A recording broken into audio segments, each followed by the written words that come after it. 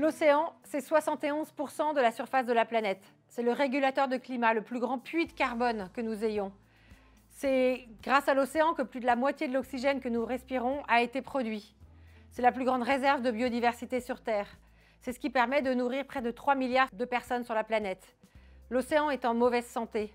Et c'est la raison pour laquelle, en juin 2025, se tiendra la 3e conférence de l'ONU de l'océan.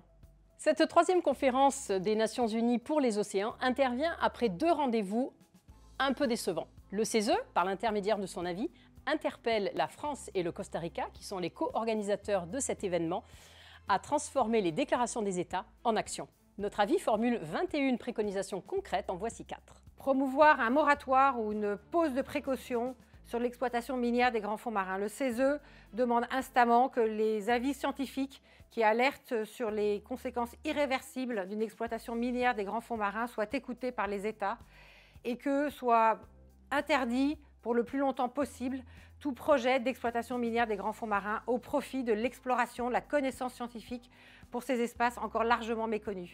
Lutter contre la surpêche et la pêche illégale non déclarée, non réglementée.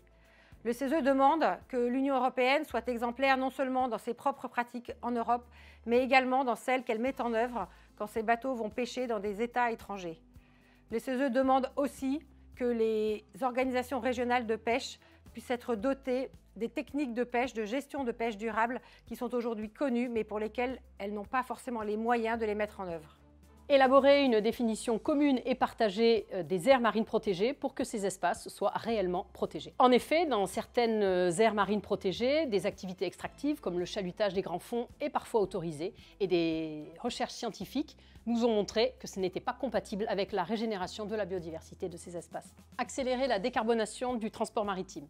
Ce secteur est responsable de 3% des émissions de gaz à effet de serre.